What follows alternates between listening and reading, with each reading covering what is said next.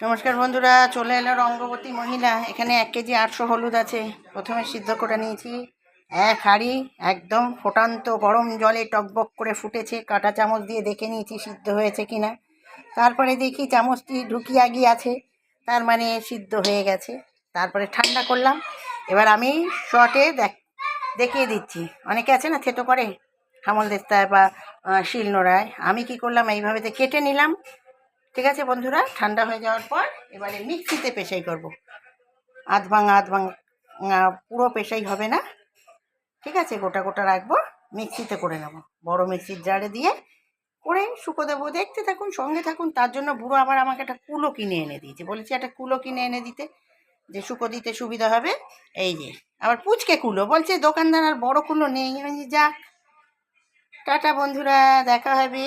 হলুদ খাবো, ভাতে মাখবো, রান্না করব।